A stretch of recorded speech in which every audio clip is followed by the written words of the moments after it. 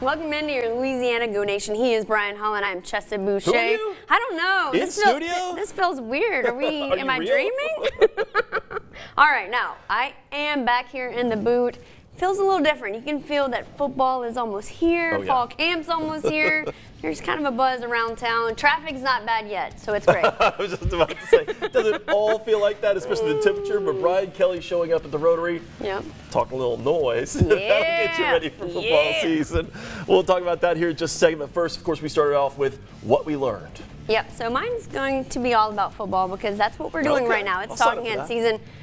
I can't, for the life of me, understand why Lenore Sellers was picked preseason first team All-SEC over Garrett Nussmeier. Make it make sense to me. Let's compare stats. In 2024, Sellers threw for over 2,500 yards and 18 touchdowns. Nussmeier threw for over 4,000 yards and 29 TDs, missing one of his best targets in Chris Hilton for a majority of the year, 11 more tutties, and 1,500 more yards.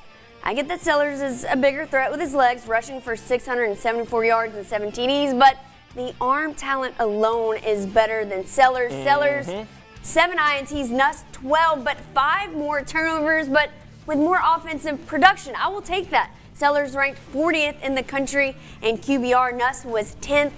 What we doing? I absolutely hope that Nuss goes out there and has a Joe Burrow type season and puts everyone on blast. Preach. Absolutely. All right, now voters continued to get it wrong there in the ATL. The media picked the Longhorns to win the Southeastern Conference. LSU picked to finish 4th in the SEC this year. One note, only 10 teams in the past 33 years has the media predicted the SEC championship correctly. At least one national analyst would put LSU higher on that list.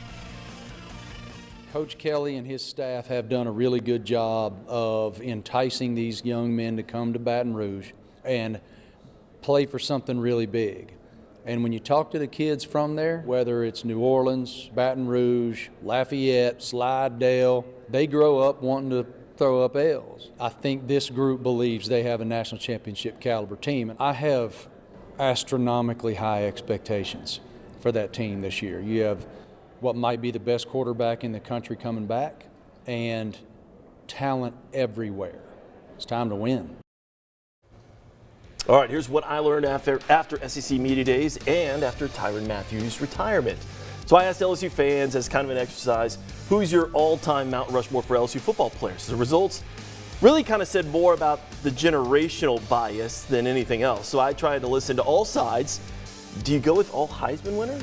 You could. It makes a lot of sense. But that means you only get one more pick out of Glenn Dorsey, Tyrann Mathieu, Y.A. Tittle, Pat Pete, K. Falk, Tommy Casanova, the great Charles Alexander, Jerry Stovall, his name up in lights in Tiger Stadium, and Jamar Chase, Blitnikoff winner.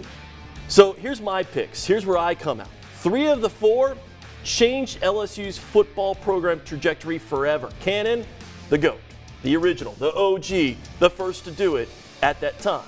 K. Falk changed LSU's recruiting, Kevin Falk that is, and the players that would follow and then be on this list for consideration. So he's my number 2. Joe Burrow, actually, the GOAT, modernized LSU, certainly on the offensive side, by the time he left, and everything that you've seen since has been a product of that.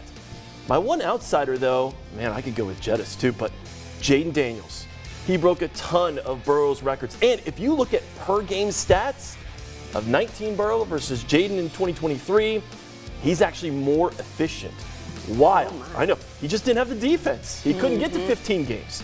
So I just can't justify putting Burrow in and not JD5 as well when he's got some better stats. The end result of this exercise, though, go do this for another SEC school. The top rung of college football. It doesn't look the same.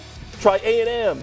Arkansas, Ole Miss, Tennessee, LSU, to no surprise, a top 5 program, maybe top 2 ever in producing talent. And that's what makes Saturdays in Baton Rouge so special.